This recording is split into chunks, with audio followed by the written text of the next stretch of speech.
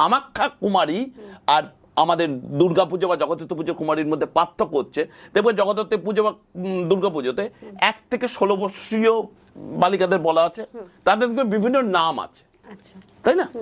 কিন্তু কামাখ্যার প্রত্যেক কুমারীর একটাই নাম কৌলকুমারী। কৌলকুমারী, যেহেতু কৌলাসনকে বধ করেছিলেন, সে তো কৌলকুমারী হয়। একদম। আর এই কৌলকুমারীকে ঠিক মতন ভজন, দক্ষিণা, স্বর্ণ দিয়ে যদি পূজা পাঠ করা হয় অম্বুবাচী তিথিতে, প্রাগ্ধ ফল, পিতৃদোষ এবং কর্মফল থেকে মুক্তি লাভ ঘটে। এবং তোমাকে বলে রাখি, সাধনা করা যায়, মোক্ষ লাভ করা যায় কামাখ্যায়, কিন্তু সিদ্ধি লাভ করা যায় না। কারণ সিদ্ধিটা তাহলে কি? সিদ্ধি লাভ কে করবে? একমাত্র বশিষ্ঠ মুনি ছাড়া কে আছে? স্বয়ং বশিষ্ঠ মুনিও কত কষ্ট করে, এত সহজ সিদ্ধি লাভ, মোক্ষ লাভ করা যায়, মুক্তি লাভ করা যায়। কামাখ্যা মানে কি বলো তো? কাম মানে ইচ্ছা, খা মানে দেবী।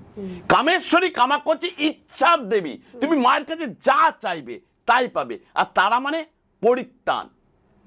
তিনি যে কোনো দুঃখ, দুর্দশা, কষ্টকে নিবারণ করে। দুটো কিন্তু আলাদা, দুটোই শক্তি, দুটো কিন্তু টোটালটাই আলাদা, দুটোতেই শ্মশান। মা কামাখ্যা যেখানে, তার নিচে আছে গুপ্ত কামাখ্যা, ঠিক আছে? আর এই কামেশ্বরী স্বয়ং দুর্গা রূপে, কিন্তু দুটোই আলাদা।